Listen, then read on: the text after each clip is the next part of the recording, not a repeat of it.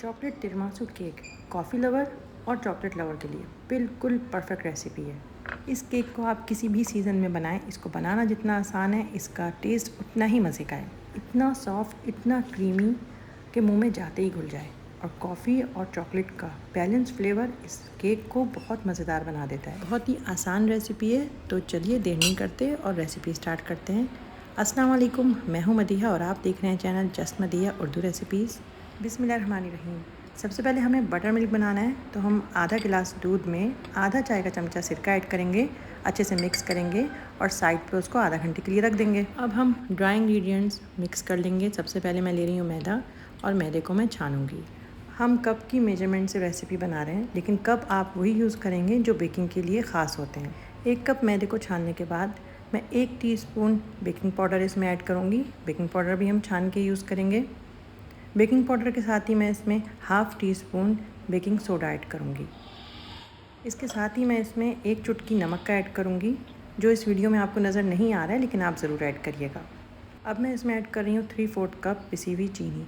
घर में पीसी है मैंने चीनी, और ज़्यादातर बल्कि हमेशा मैं केक्स में पीसी हुई चीनी ही यूज़ करती हूँ। इससे काम आसानी से और जल्दी हो जाता है और इसको डिज़ोल्व करने के लिए ज़्यादा मेहनत नहीं लगती। अब मैं इसमें ऐड कर रही हूँ 1 अंडा और 1/3 कप ऑयल का। अगर आप कप्स ले लेंगे बेकिंग के या आपके पास हैं, तो आप देखेंगे उसमें 1/3 कप का कप होता है, तो आप वही यूज़ करिएगा। अब मैं इसमें बटर मिल्क ऐड कर रही हूँ, जो थोड़ी देर पहले हमने रेडी करके साइड में रख दिया था। बटर मिल्क ऐड करने के बाद हमें अब इसको मिक्स करना है, और बहुत ज़्यादा मिक्स नहीं करना है। ओवर मिक्सिंग नहीं करनी है। हाथ से, स्पैचुलर से या फिर मेरी तरह आप हैंड मिक्सर से इसको हल्का सा मिक्स करिए। केक के बैटर को कभी भी ओवर मिक्स नहीं करना चाहिए जब उसमें बेकिंग पाउडर और बेकिंग सोडा ऐड हो चुके हों। अब हमें चाहिए उबलता हुआ 1/4 कप पानी। उसमें हम ऐड करेंगे 1/4 cup cocoa powder. Dark cocoa powder use करिए या लाइट, आपकी मर्ज़ी है। अब मैं इसमें ऐड कर रही हूँ 1 चमचा इंस्टेंट कॉफ़ी का। कोई सी भी कॉफ़ी आपके पास है आप इसमें ऐड करिए। गर्म पानी में कोको पाउडर ऐड करने के बाद हम केक में ऐड करते हैं, तो उसका फ्लेवर और ज़्यादा मज़े का हो जाता है। अब हम इसको, गर्म ही है और मैं इसको केक के बैटर में ऐड कर दूँगी, और दोबारा से इसको बिल्कुल हल्के हाथ से, बहुत हल्का सा हमें इसको मिक्स करना है। वैसे भी इसमें सारी चीज़ें डिज़ोल्व हैं, बस ये जो अब हम इसमें कोको पाउडर ऐड कर रहे हैं, ये हल्का सा इसको मिक्स करेंगे और हमारा केक मोल्ड में डालने के लिए रेडी है। मोल्ड को ग्रीस करके रखिएगा। हमेशा बेकिंग करते हुए बेकिंग की तमाम चीज़ें रेसिपी स्टार्ट करने से पहले रेडी करके रखा करें। मोल्ड रेडी करके रखा करें, इंग्रेडिएंट रेडी करके रखा करें, और ओवन चला लिया करें। ओवन मैंने भी चला लिया है।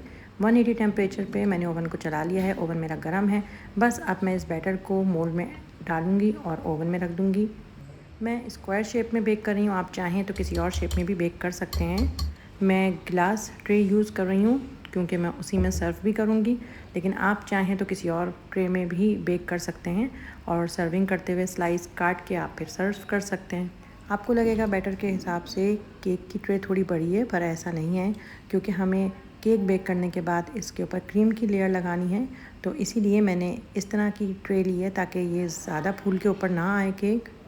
चलिए, केक मेरा बेक हो चुका है। 25 मिनट लगे हैं मेरे केक को ओवन में। हो सकता है आपके केक को कुछ मिनट ज़्यादा या कम लग जाएं। ये ओवन के ऊपर डिपेंड करता है और बेकिंग ट्रे के साइज़ के ऊपर। केक को मैंने साइड पे रख दिया है। जब तक ये रूम टेम्परेचर पे नहीं आता, हम यहाँ पे क्रीम विप कर लेते हैं। क्रीम जो है मेरी, इसमें चीनी पहले से मौजूद है, इस क्रीम जो ऐड करने की ज़रूरत नहीं है। विप क्रीम है ये, इसको ठंडा करके हमें इसको बीट करना है, और इतना बीट करना है जब तक ये इस टेक्सचर में नहीं आ जाती। उसके बाद हमें इसमें चीज़ ऐड करना है। चीज़ आप कोई सा भी यूज़ कर सकते हैं, सिर्फ क्रीम चीज़ होनी चाहिए। क्रीम चीज़ ऐड करने के बाद हम दोबारा से थोड़ा सा इसको बीट करेंगे। क्रीम हमारी रेडी है, तो अब हमें इसको ओवर बीट नहीं करना है।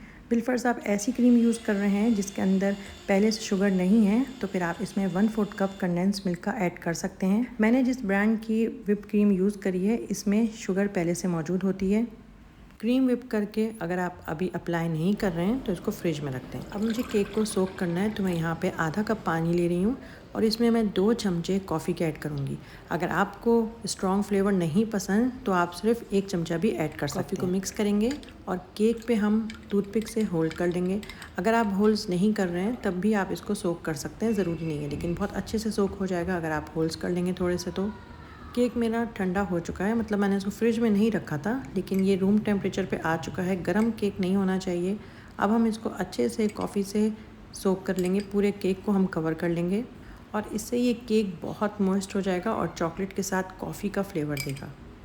और ये केक किसी भी दावत में बनाएं या आप अपने लिए बनाएं, ये हमेशा सबको बहुत पसंद आता है। अब हम अच्छे से क्रीम को स्प्रेड कर लेंगे और एक थिक सी क्रीम की लेयर लगा लेंगे।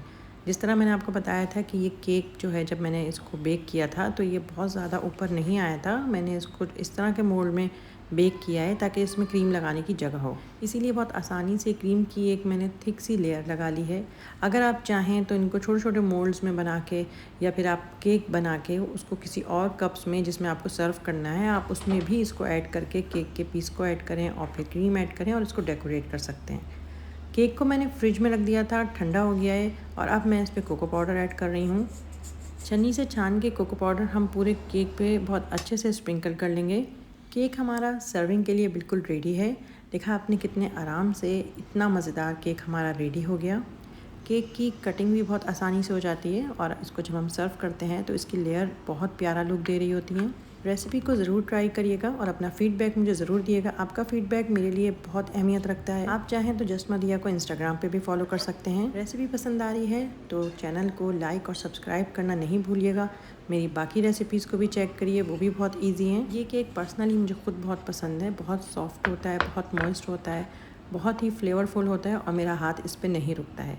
वैसे ही मुझे केक्स बहुत पसंद हैं। बेकरीज़ के केक्स को भूल जाइए, ख़ुद अपने हाथ से मज़ेदार केक्स की रेसिपी ट्राई करिए, इंजॉय करिए। दुआओं में ज़रूर याद रखिएगा। मैं मिलूँगी किसी और रेसिपी के साथ। अपने छोटे छोटे लम्हों को इंजॉय करिए। खुश रहिए। अल्लाह हाफिज़।